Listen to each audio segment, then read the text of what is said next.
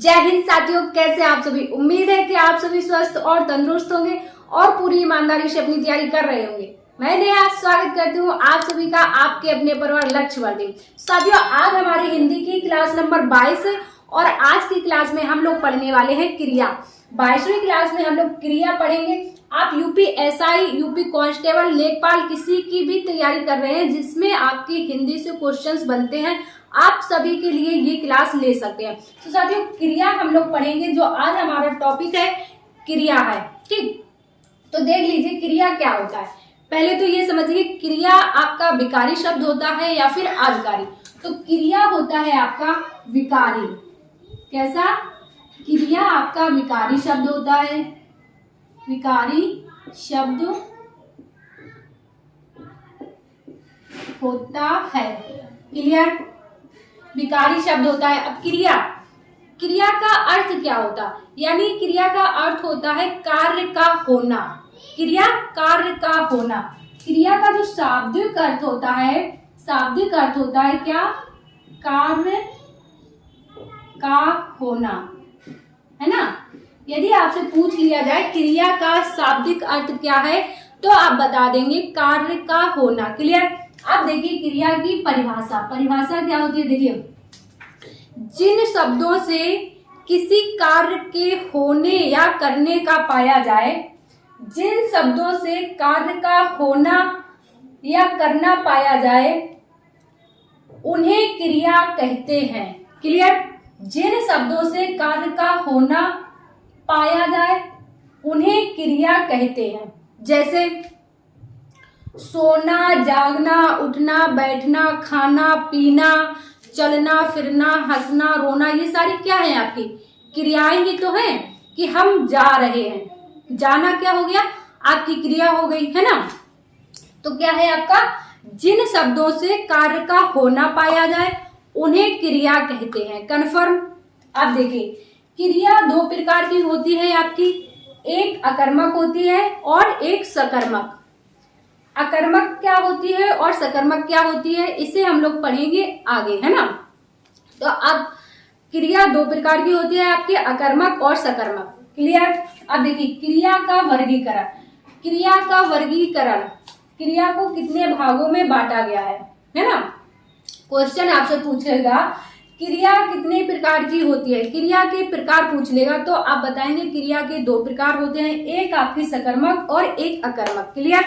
फिर अगर आपसे क्वेश्चन ये पूछा जाए रचना या फिर कर्म के आधार पर क्रिया कितने प्रकार की होती है, अगर आपसे क्वेश्चन ये पूछा जाए रचना या फिर कर्म के आधार पर क्रिया कितने प्रकार की होती है, तो आप बताएंगे दो प्रकार की। एक आपकी अकर्मक हो जाएगी, अकर्मक, और दूसरी हो जाएगी आपकी सकर्मक, है ना। अकर्मक और सकर्मक। सकर्मक के दो भेद होते हैं। एक आपका एक कर्मक होता है, एक कर्मक, और दूसरा जो होता है आपका द्विकर्मक। समझ में आ रहा है ना। रचना के आधार पर या फिर कर्म के आधार पर पूछा जाए क्रिया के दो भेद होते हैं, अकर्मक और सकर्मक। और सकर्मक क्रिया के दो भेद होते हैं, एक आपका एक कर्मक, दूसरा आपका द्विकर्मक। क्लियर? अगर आपसे क्वेश्चन पूछा जाए प्रयोग के आधार पर क्रिया के भेद, तो आप बता देंगे कितने? 8। अगर प्रयोग के आधार पर क्रिया के भेद पूछे जाए तो आपको 8 बता देना है। कौन कौन से? संयुक्त क्रिया, दूसरा आपका नाम धातु क्रिया, तीसरा आपका प्रेरणार्थक क्रिया, चौथा आपका पूर्णकालिक क्रिया, पांचवा आपका सहायक क्रिया, कृदंत क्रिया, सामान्य क्रिया और सजातीय क्रिया। प्रयोग के आधार पर क्रिया के भेद 8 होते हैं। रचना या फिर कर्म के आधार पर क्रिया के भेद 2 होते हैं। क्रिया का वर्गीकरण 2 भागों में किया गया है। अब हम लोग पढ़ेंगे अकर्मक क्रिया क्या होती है, सकर्मक क्रिया क्या होती है, संयुक्त क्रिया, नाम धातु क्रिया, इन सभी क्रियाओं के बारे में आगे हम लोग पढ़ेंगे। इतना आप लोगों को क्लियर हुआ तो इसको आप नोट कर लीजिए। इसके बाद फिर हम लोग आगे बढ़ते हैं। अब आप लोग हेडिंग डाल लेंगे रचना या फिर कर्म के आधार पर क्रिया के भेद। रचना या फिर कर्म के आधार पर क्रिया कितने भेद है आपके? 2। कौन कौन सी? अकर्मक क्रिया और सकर्मक क्रिया। तो नंबर 1 में लिखेंगे आप अकर्मक क्रिया। नंबर 1 में लिख लीजिए अकर्मक क्रिया। अब देखिए अकर्मक क्रिया क्या होती है, जिन क्रियाओं का कर्म का फल कर्ता पर पड़े, जिन क्रियाओं के कर्म का फल कर्ता पर पड़ता है उन्हें अकर्मक क्रिया कहते हैं। कैसे, एग्जाम्पल से समझेंगे आप। देखिए इसके एग्जाम्पल कैसे आते हैं, आपसे पूछ लेगा बच्चे सो रहे हैं, बच्चे सो रहे हैं, बता देंगे इसमें कौन सी क्रिया है। एग्जाम्पल दे देगा आपको, बच्चे सो रहे हैं। अब आपको इसमें से बताना है कि कौन सी क्रिया है, अकर्मक क्रिया है या फिर सकर्मक क्रिया है। तो देखिए यहां पर क्रिया क्या है, सोना। क्रिया क्या है, सोना है। और सोने का प्रभाव किस पर पड़ रहा है, बच्चों पर, है ना। सोने का प्रभाव किस पर पड़ रहा है, बच्चों पर। तो क्या हो जाएगा, यहाँ पर जो क्रिया का प्रभाव जब कर्ता पर पड़ता है तो वहां पर कौन सी क्रिया होती है, अकर्मक क्रिया होती है। जब क्रिया का प्रभाव कर्ता पर पड़े, यानी कि क्रिया के कर्म का प्रभाव कर्ता पर पड़े, तो वहां पर होती है आपकी अकर्मक क्रिया। दूसरा उदाहरण देख लेंगे आप, जैसे सांप रेंगता है, सांप रेंगता है, या फिर मोर नाचता है, मोर नाचता है ना। और आपका हंसना, रोना, मुस्कुराना, चलना, दौड़ना, ये सारी कैसे होते हैं, आपकी अकर्मक क्रियाएं होती हैं। कुल मिलाकर आप ये कह सकते हैं कि जहां पर आपको क्या का क्वेश्चन करने पर कोई आंसर ना मिले, क्या का क्वेश्चन करने पर कोई आंसर ना मिले, तो वहां पर हो जाएगी आपकी अकर्मक क्रिया। जैसे यहां पर लिख रहा है मोर नाचता है। यदि आप पूछेंगे मोर नाचता है, पूछेंगे क्या नाचता है, तो कोई इसका उत्तर मिलेगा कि क्या नाचता है।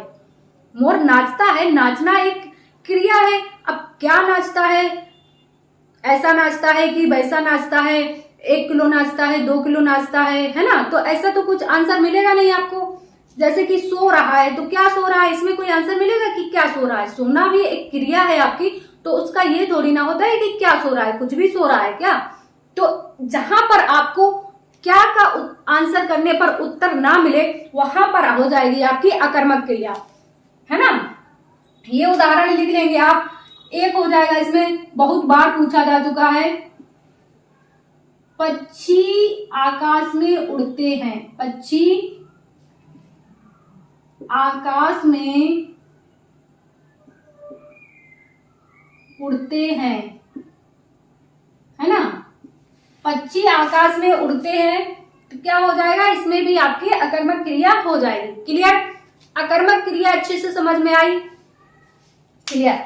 इसके बाद नंबर 2 आप लिखेंगे सकर्मक क्रिया। नंबर 2 में लिखना है आपको सकर्मक क्रिया। अब देखिए सकर्मक क्रिया क्या होती है, जिस क्रिया का प्रभाव कर्ता पर ना पड़कर कर्म पर पड़े। क्या, जिस क्रिया का प्रभाव कर्ता पर ना पड़कर कर्म पर पड़े उसे सकर्मक क्रिया कहते हैं, और जिसका प्रभाव कर्ता पर पड़ता है उसे अकर्मक क्रिया कहते हैं। समझ रहे हैं ना। अकर्मक में क्या होगा कि क्रिया का प्रभाव सीधा कर्ता पर पड़ेगा, और सकर्मक में क्या होगा, क्रिया का प्रभाव कर्म पर पड़ेगा। क्लियर। अब इसके एग्जाम्पल देखेंगे। देखिए इसमें क्या आ जाएगा आपका एग्जाम्पल, जैसे राधा पत्र लिखती है ना। राधा पत्र लिखती है, तो इसमें कौन सी क्रिया हो जाएगी आपकी, सकर्मक क्रिया। अब देखिए यहाँ पर जहां पर आपको क्या का क्वेश्चन करने पर आंसर मिल जाए वहां पर होगी आपकी सकर्मक क्रिया। अब यहाँ पर लिखा है कि राधा पत्र लिखती है, राधा पत्र लिखती है। आप बताएंगे कि राधा क्या लिख रही है, तो बता देंगे आपकी पत्र लिख रही है ना। राधा क्या पढ़ रही है, पुस्तक पढ़ रही है, निबंध पढ़ रही है, या पत्र पढ़ रही है ना। तो ये सारे आपके उदाहरण बन जाएंगे सकर्मक क्रिया के। इसी तरह श्याम क्रिकेट खेलता है, क्रिकेट खेलता है। अब यहां पर देखिए क्रिया क्या है, क्रिया क्या है, खेलने की। और क्या खेल रहा है, खेल रहा है क्या, क्रिकेट। तो खेलने का प्रभाव किस पर पड़ रहा है, क्रिकेट पर, कि क्रिकेट खेल रहा है ना। अगर यहीं पर ये होता कि श्याम खेलता है, श्याम खेलता है, तो यहां पर हो जाती है आपकी अकर्मक क्रिया। क्लियर। अगर क्वेश्चन ये होता आपका उदाहरण श्याम खेलता है तो हो जाती है आपकी अकर्मक क्रिया, श्याम क्रिकेट खेलता है तो हो जाएगी आपकी सकर्मक क्रिया। क्लियर। इसी तरह रीना गाना गाती है, गाना गाती है। क्लियर। तो ये भी आ जाएगा आपका सकर्मक क्रिया में। सकर्मक क्रिया को समझ गए। अब देखिए सकर्मक क्रिया के आपके दो भेद होते हैं। क्या, इसके दो भेद होते हैं। कितने, दो भेद होते हैं। कौन कौन से आपके, एक आपका एक कर्मक और दूसरा द्विकर्मक। इसको आप नोट कर लीजिए, फिर हम आगे देखते हैं। तो अब आप लोग लिख लेंगे सकर्मक क्रिया का पहला भेद अकर्मक क्रिया। अब देखिए जिन सकर्मक क्रियाओं में एक ही कर्म होता है उन्हें अकर्मक क्रिया कहते हैं। जिन सकर्मक क्रियाओं में एक ही कर्म होता है उन्हें अकर्मक क्रिया कहा जाता है। जैसे आप एग्जाम्पल देखेंगे, इसके एग्जाम्पल में आपको मिलेगा देखने को, राधा खाना खा रही है, खाना खा रही है। तो यहां पर आपके कितने कर्म है, एक ही कर्म है। क्या, खाना खा रही है, कर्म क्या हो जाएगा, खाना, और क्रिया हो जाएगी आपकी खाना, खाने की खा रही है ना। इसी तरह श्याम पत्र लिख रहा है ना, लिख रहा है, लिख रहा है, ये क्या हो जाएगी आपकी क्रिया, और पत्र क्या हो जाएगा, कर्म। समझ रहे हैं ना। इसी तरह हो जाएगा आपके कि माता जी भोजन बना रही हैं, है ना, हम घर जा रहे हैं, और हो जाएगा आपका बच्चे खेल रहे हैं, या फिर बच्चे सो रहे हैं, ये भी हो जाएगा आपका एक कर्मक की, सोने की एक कर्मक में आ जाएगी। वैसे तो बच्चे सो रहे हैं आपका अकर्मक क्रिया में जाएगा, है ना। जैसे कि बच्चे खेल रहे हैं, बच्चे खेल रहे हैं, इसमें आपको बताना है एक कर्मक क्रिया है या फिर सकर्मक क्रिया है। तो आप बता देंगे इसमें भैया आपकी एक कर्मक क्रिया है। क्लियर। अब आप 2 नंबर लिख लेंगे द्विकर्मक क्रिया। अब देखिए द्विकर्मक क्रिया में क्या होती है, द्विकर्मक क्रिया में आपको 2 कर्मों की आवश्यकता पड़ेगी। जिन सकर्मक क्रियाओं में एक साथ 2 कर्म होते हैं, क्या है इसकी परिभाषा, जिन सकर्मक क्रियाओं में एक साथ 2 कर्म होते हैं उन्हें कहते हैं द्विकर्मक क्रिया। क्या, उन्हें कहेंगे हम लोग द्विकर्मक क्रिया। अब इसके उदाहरण किस तरह से आते हैं वो देख लीजिए। इसके जो उदाहरण बन जाएंगे आपके, रमेश ने बहन को रुपए दिए। क्या, रमेश ने अपनी बहन को, अपनी लिख लेंगे, अपनी बहन को रुपए दिए, है ना। तो यहां पर आपके 2 कर्म हो रहे हैं। कौन कौन से आपके, एक तो बहन हो जाएगा और दूसरा क्या हो जाएगा, रुपए। क्रिया क्या हो जाएगी, देने की क्रिया हो जाएगी, ये आपकी क्रिया हो जाएगी, है ना। तो क्या हो जाएगा, रमेश ने बहन को रुपए दिए, एक कर्म आपका बहन हो जाएगा, दूसरा क्या हो जाएगा, रुपया हो जाएगा।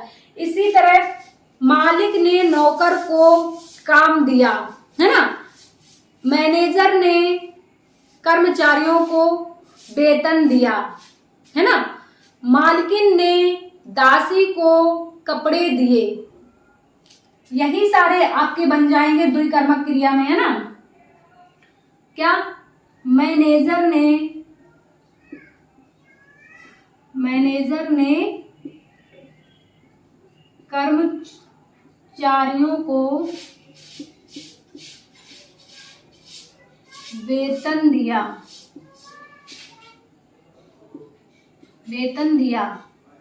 क्लियर? यहां पर एक आपका कर्मचारियों हो जाएगा और दूसरा क्या हो जाएगा? कर्म वेतन। आया समझ में? तो आपको रचना के आधार पर क्रिया के कितने भेद होते हैं? 2 भेद होते हैं आपका।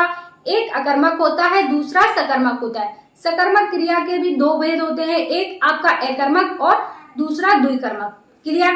तो साथियों यहाँ तक हम लोगों ने क्रिया पढ़ लिया। अब आगे हम लोग पढ़ेंगे प्रयोग के आधार पर क्रिया के भेद, वो हम लोग पढ़ेंगे नेक्स्ट क्लास में। आज की क्लास को इतना ही रखेंगे। मिलते हैं आप सभी से नेक्स्ट क्लास में। यदि आपको ये क्लास पसंद आई हो तो क्लास को ज्यादा से ज्यादा लाइक और शेयर कीजिएगा।